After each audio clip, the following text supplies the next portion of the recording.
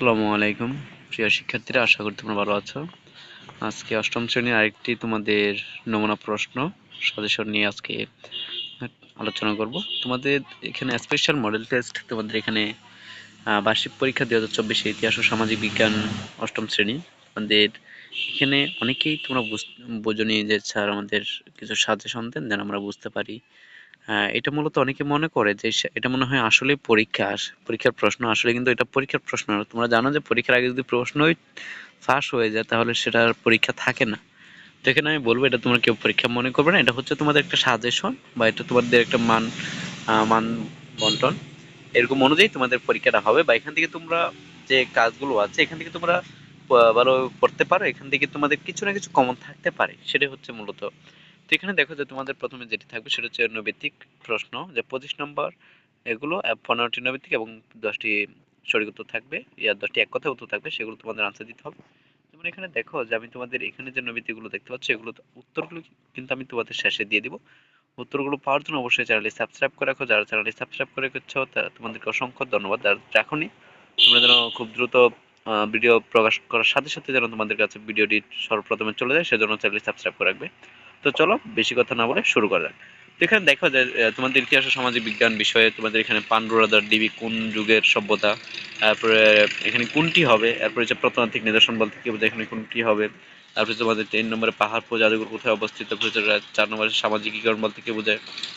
5 নম্বরে রয়েছে Martin Luther king কত বছর বয়সে শান্তিতে নোবেল পুরস্কারে ভূষিত হন।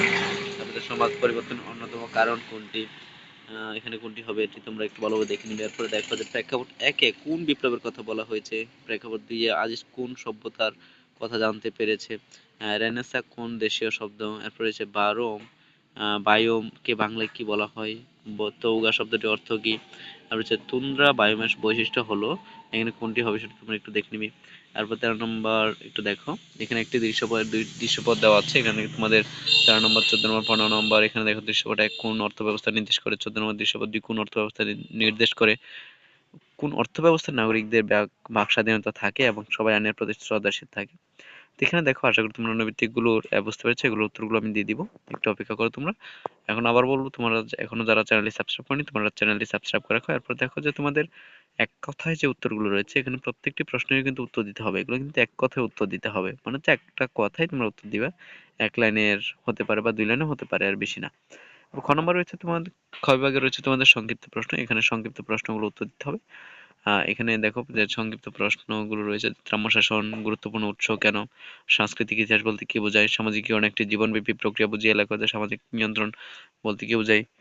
তারপরে রয়েছে পেপিরাস কি ব্যাখ্যা করে, তারপর রয়েছে মেসোপটেমিয়া অঞ্চলকে সভ্যতার লীলাভূমি বলা হয় কেন, টেকসই বন ব্যবস্থাপনা বলতে কি বোঝায়, বন কি, রয়েছে সামাজিক সমতার নীতি কি, অর্থনীতির পরিভাষায় নির্বাচন বলতে কি বোঝায়। এই যে এখানে যে প্রশ্নগুলো দেওয়া আছে প্রশ্নগুলো আচ্ছা তোমাদের দিতে হবে। তো চলো এখানে শুরু করা যাক। আমি উত্তরগুলো এখন তোমাদের দেখানোর চেষ্টা করবো। আবার বলতেছি, তোমরা যারা এখনো চ্যানেলটি সাবস্ক্রাইব করনি তোমরা এখনই চ্যানেলটি সাবস্ক্রাইব করে রাখার জন্য প্রথমেই তোমাদের কাছে ভিডিওটি চলে যায়, তোমাদের পরীক্ষার প্রত্যেকটি সাজেশন যেন তোমাদের কাছে চলে যায়। তো চলো শুরু করা যাক। তো দেখো এখানে তোমাদের স্পেশাল মডেল টেস্ট 2 এর উত্তরমালা, এখানে দেখো জনভিত্তিক গুলো উত্তর এখানে এই যেগুলো হবে। ত্রামপ্রস্তুত যুগের পর রয়েছে 2 নম্বরে 1 ও 3, এরপর 3 নম্বরে রয়েছে নৌকা, 4 নম্বরে রয়েছে সমাজের কাঙ্ক্ষিত সদস্য গড়ে তোলার প্রক্রিয়া।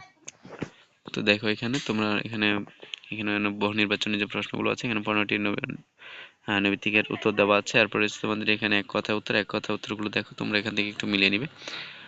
এখানে 6 নম্বর, এখানে 10 নম্বর পর্যন্ত রয়েছে। এরপর তোমাদের যে সংক্ষিপ্ত প্রশ্নগুলো রয়েছে, তোমাদের যদি তোমাদের স্পেশাল বিশেষ করে চূড়ান্ত প্রস্তুতি মডেল টেস্ট থেকে থাকে নিয়ে থাকো তোমাদের লেকচার, তাহলে এগুলো উত্তরগুলো তোমরা পেয়ে যাবে।